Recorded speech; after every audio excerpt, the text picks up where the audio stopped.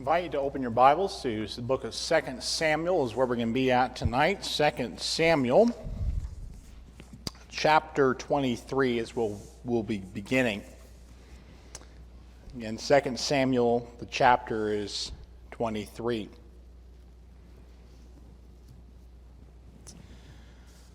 One little piece of housekeeping before we get started.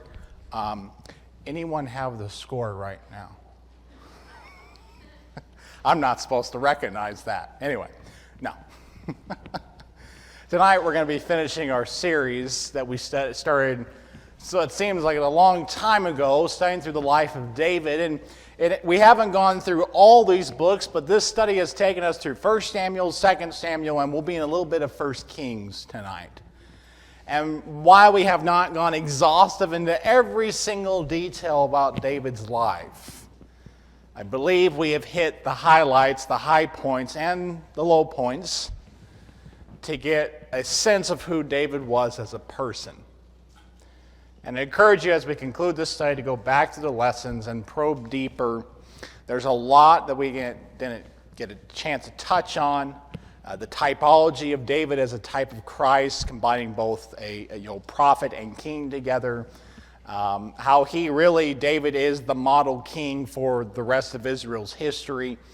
But I think what we're going to see tonight, if there's one big takeaway, is that often, not often, always, a life cannot be judged until the very end.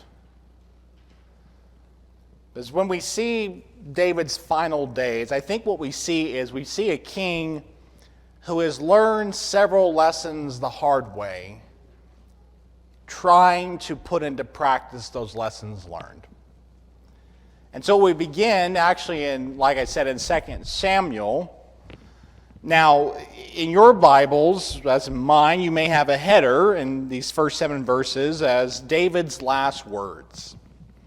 It's not the last account of David, but as far as the compiler of 1 and 2 Samuel is concerned, this is the last words that David penned, or at least that they have recorded here. And what I find interesting is, here is David in his old age. He is on death's door.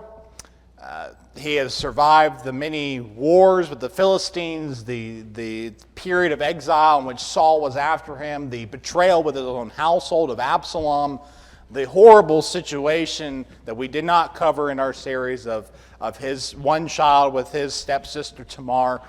You have all these events. You have the sword never departing from David's house. And yet when David looks at the whole, here's what he has to say. Now these are the last words of David. David, the son of Jesse, declares, "The man who was raised on high declares, the anointed of the God of Jacob, and the sweet psalmist of Israel. The Spirit of Yahweh spoke by me, and his word was on my tongue.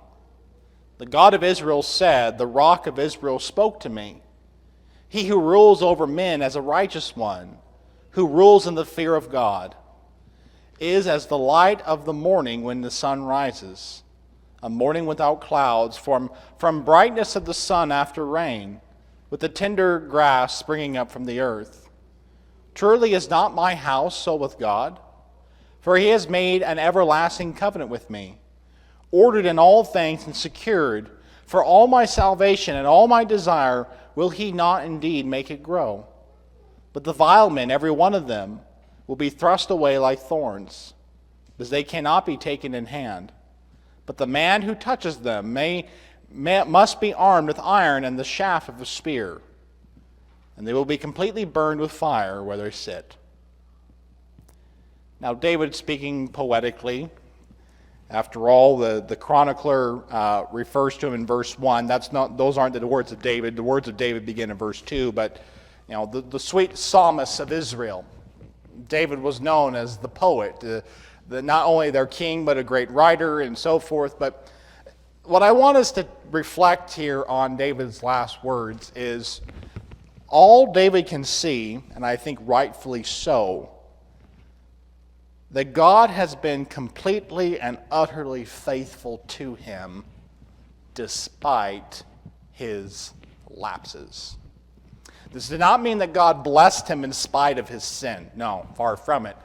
But God was faithful to David in everything, through the fulfillment of blessing and through the fulfillment of the consequences of his sin. That God's faithfulness was shown not only in him rising him up to be king, but also in sending David the prophets to confront him with his error. That in every episode, every moment of his life, God had proven to David that he was dependable and faithful and trustworthy. Oftentimes when we study David, it's good to contrast that with Saul, as we did in the early days of this study. I don't think that's the picture of God that Saul ever really got. And that's because, as we talked, Saul never really developed his own faith. Never really developed his own trust in God. Even on the last days of his life, Saul was practicing sin to bring Samuel up from the dead to try and get a word or a piece of counsel to be his conscience, because he never really developed that. Here, David, he can see God's faithfulness. And I think many of us, when we get to that point, when we look back on the whole life lived, I think we'll all find the same thing. We will find God to have been overwhelmingly generous to us, absolutely faithful, and a God who blesses. I'm going to try and tell this one without getting choked up. My great-grandmother lived to be, I think, 83, maybe 84. No, it might have been 87. A long life. That's the point. And she wrote poetry. That's what she did. She taught the knee-high class, the high chair class, and she wrote poetry. That was her life in retirement after her husband died. And I can't remember the exact wording of one of the last poems she wrote around the last Christmas she was with us, but it was a poem of gratitude. I think she titled it "One More Day." People were asking, well, what do you want this year for Christmas? I just want one more holiday season with all my kids and grandkids and great-grandkids. And that point when she passed, she had great-great-great-grandkids. And I've told stories about her before. She did not have an easy childhood. A father who abandoned her, took up another wife in the same town who refused to own her, growing into abject poverty. If anyone in the entire world had a reason to shake their fist and be angry, it was her, and she didn't. She looked at the whole of her life, and that last holiday season she was with us, and she saw the faithfulness and goodness of God throughout it all. And she was there wasn't a more thankful person I have met yet than her. And I think you're seeing this with David here. He doesn't try and hide the wrong. That's been out in public. The Bible doesn't try and whitewash it. But David looks at everything that's happened, and he can only see that God has blessed him and been faithful to him, and God has dealt fairly and justly to him. One hard lesson David had to learn, that I think we see him learning in the next chapter, or putting into practice, is that sin has to be dealt with quickly. Think back to David and Bathsheba and Uriah. By some Bible students, there's maybe almost a year between, if memory serves me correctly, between when David sins and he actually confesses it. Maybe it's not that long, but it's long enough where God sends a prophet to confront him about, because he's not doing anything about it. But here in 2 Samuel in chapter 24, records the event of David's sin in taking the census. Now, we don't have time to get into it, but I'll give you two explanations why it was a sin. Either it was an unauthorized census, which there's some laws in Exodus that would maybe indicate such, or it is David's heart condition and his motivation in taking the census. I think it might be a little both and. It doesn't matter, because the point is, the text tells us in taking this census, David sinned.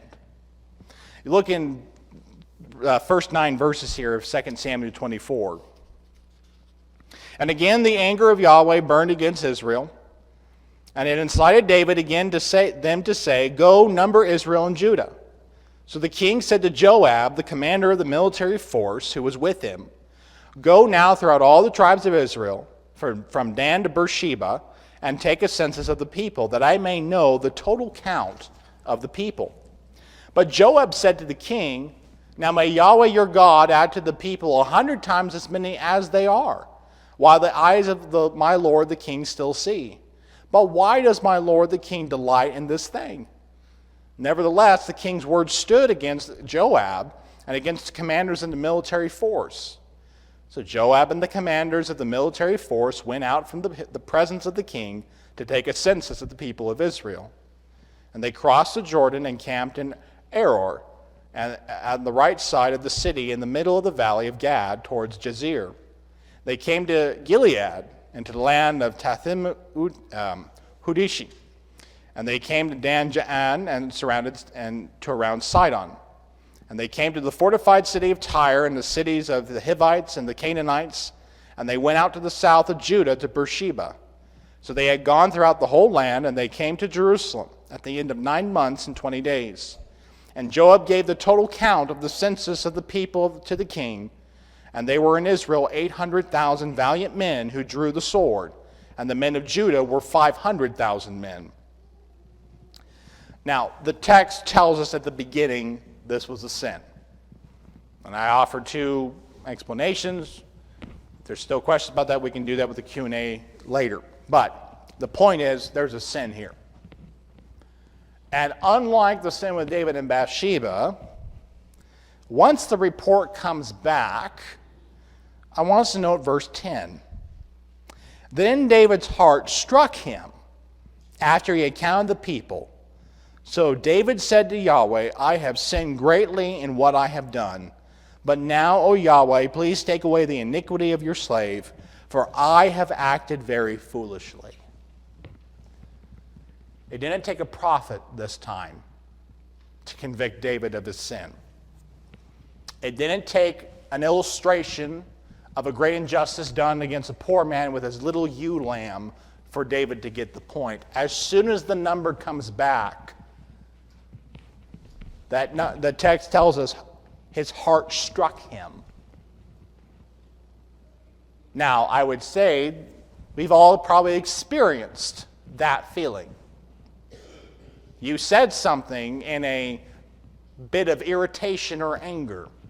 You acted in a way that was probably perhaps too hastily. As soon as the words came out of your mouth, as soon as you did the action, internally you're going, "Oh no, should not have said that. Should not have done that." Once the report comes back to David, he recognizes perhaps it was pride that led him to the census. It's a plausible explanation. Whatever it is, David recognizes the sin and he goes immediately to God to deal with it. But the reality is he doesn't have time to waste. The reality is none of us have time to waste when it comes to sin, but especially when you're at the end of your life. You don't really have time to flirt with that and mess around with it. You need to deal with that quickly. Now, the rest of the chapter deals with what God says. He gives him 3 options. You pick from the 3. It would be consequences. And David says, you choose. And a pestilence is sent, and he goes to the threshing floor of Araunah and to offer God a sacrifice to stem the pestilence. He deals with it immediately. I have to think that's a lesson that he learned the hard way from earlier in his life. Sin can't be played around with. Third thing I noticed in studying the end of David's life is if we look at all of David's life, especially the kingship years, we don't really get a whole lot about a whole bunch of pictures of David's parenting style or how he was as a parent. And even accounting for free will, and you look at the actions of his children, the record is not great. And I think one lesson you see David learning in his later years is just because you may have messed up the earlier years doesn't mean you have to let that be the whole track record for your parenting. I think you see David give a really good effort in setting Solomon on the right path. Because in 1 Kings chapter 2, the first 9 verses, chapter 2, verse 9,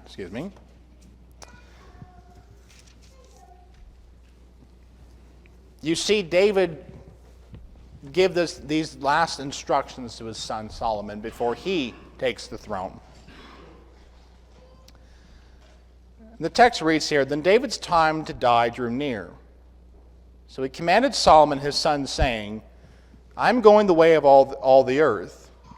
So you shall be strong and be a man, and you shall keep the responsibility given by Yahweh your God to walk in his ways, to keep his statutes, his commandments, his judgments, and his testimonies, according to what is written in the law of Moses, so you may be prosperous in all that you do and wherever you turn. So Yahweh may establish his promise which he spoke concerning me, saying, if your sons keep their way to walk before me in truth with all their heart and with all their soul, he said, you shall not have a man cut off from the throne of Israel. Now you also must know what Joab did to me, what he did to the 2 commanders of the armies of Israel, to Abner and the son of Ner, and Amasa the son of Jethir, whom he killed. He also shed the blood of war in peace. Then he put the blood of war on his belt around his waist, and his sandals on his feet, so as to act according to your wisdom, and do not let his gray hair go down to Sheol in peace. But show loving kindness to the sons of Barzillai, the Gilead, and let him be among those who eat at your table, for they assisted me when I fled from Absalom your brother. Behold, there is with me Shimei the son of Gera the Benjaminite of Barim. Now it was he who cursed me with a violent curse on the day I went to Mahanaim. But when he came down to me at Jordan, I swore to him by Yahweh, saying, I will not put you to death with the sword. So now do not let him go unpunished, for you are a wise man, and you will know what you ought to do with him, and you will bring his gray hair down to Sheol with blood. Now the later instructions seem a little harsh, but let's put this in context. So David's last commands to Solomon is, he's instructing him to fear the Lord, to keep his word, to live by it, because there's this covenantal promise. If you do these things, you will ensure your lineage will be on the throne. He's given this instruction, and clearly, because some of the other sons of David are mentioned here, Absalom did not take to heart. Neither did some of the other brothers. You see, the second half of the counsel, though, is David is recognizing the errors and the misdeeds and the sins committed by those in his current cabinet, if you will. And they need to be punished. And David, in one sense, you can view it as like, I didn't have the heart to do this, or I'm too old to do this. The task falls upon you now to set your cabinet, your administration in order. And here's some advice or wisdom in how to do that. Joab is guilty of bloodshed in a time of peace. These men cursed me, and I swore to Yahweh that I would not harm them, but the one man violently cursed me. That's no small thing in Old Testament times. And so, show mercy to these guys, show no mercy to those guys over there, set your house in order. And from what we know of the life of Solomon, he took this advice to heart. He took the wisdom to heart and followed it for most of his life. It's not about Solomon, but I would say Solomon's one failure of his wisdom was he did not heed the misdeeds of his father. And, well, Solomon's weakness was the same as his dad's. Foreign women who served foreign gods.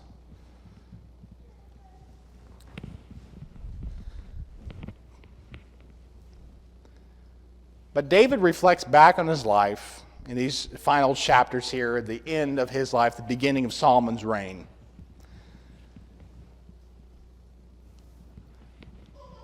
And again, I think the two big lessons he's learned here is the fact that you can't mess around with sin, and you can't delay in dealing with it. No matter how egregious it is, no matter what the sin is, it must be dealt with immediately. Otherwise, sin begets sin. We talked when we studied David and Bathsheba, he could have repented at several points along the line before it got worse, but it just kept going until finally God had to confront it.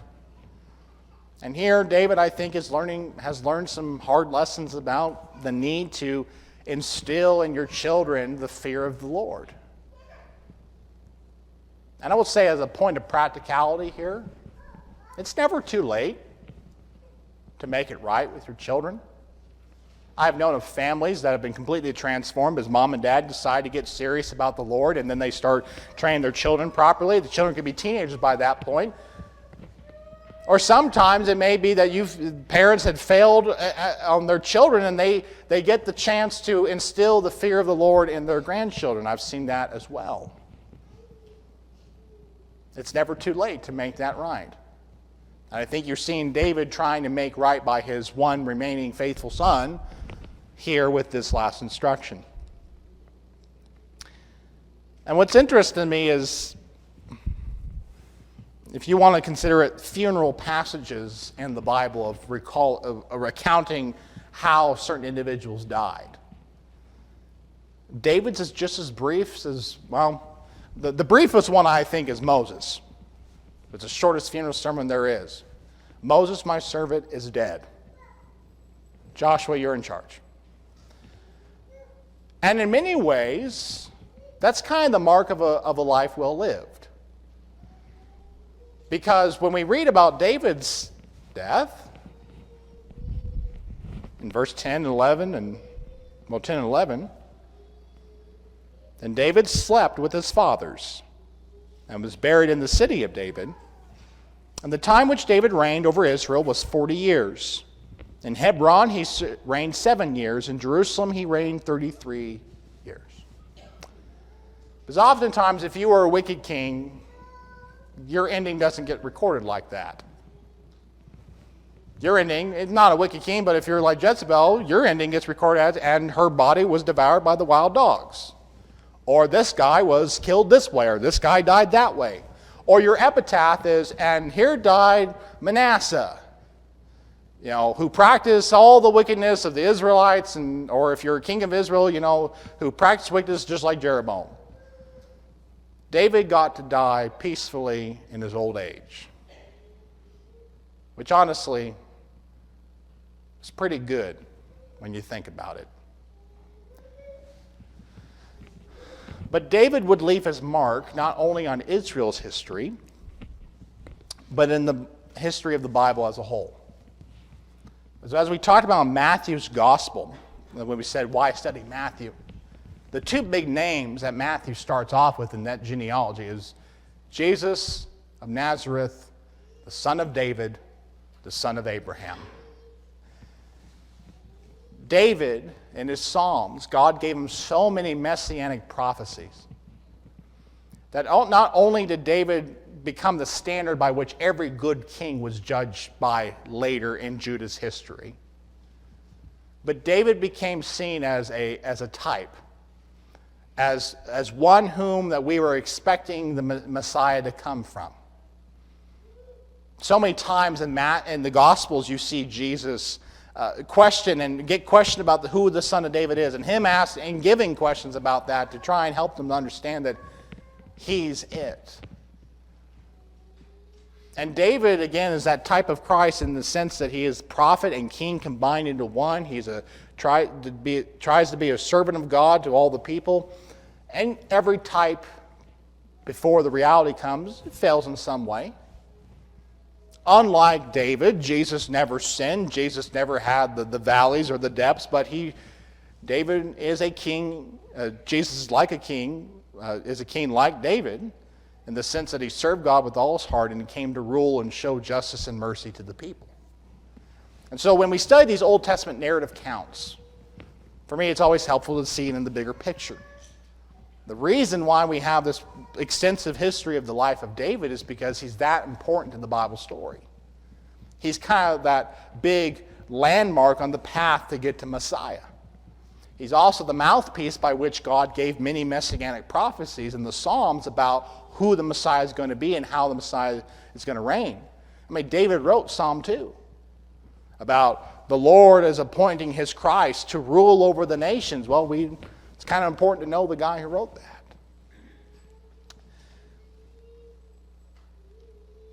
And I think one other thing, one maybe practical takeaway from this, and we'll bring it to a close. As I said at the beginning, I want to reemphasize it again. I thank God that he does not judge us on the moments, but on the totality of the life lived. What do we do with the good and the bad? What do we do in the valley lows and the mountain highs? Because even despite David's major failings, what you see is a life lived completely in a Godward direction. And so, for us, I don't know what your past is like. I don't know what your valleys have been. And you don't know what mine have been. But if we learn anything from David's life is to keep moving in the God direction. Keep pursuing the standard that God has given us. Keep pursuing that relationship. And in every such situation, if it's a choice between being like Saul or being like David, choose David. Always choose David. Choose the heart that longs for God's word. Choose the heart that mourns when you're confronted with sin. Choose the heart that looks back and says, man, I wish I could have done better in that situation because now I know better. Choose the heart of David. Maybe you're here tonight and you're wondering how, maybe you have a question about salvation. And I know not every lesson we can teach can be on salvation, but we never want to close an hour of worship or study without offering that invitation. I look out tonight, I know most of you, but maybe, there's something in your life. I don't know your hearts.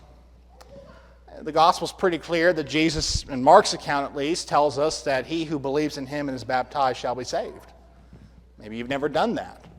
There's water ready, but more than likely you've done that in the past and you might have prayer need. You're struggling in sin or need encouragement. If you're subject to the Lord's invitation, why don't you meet me down here at the front. Together we stand and sing the song that's been selected.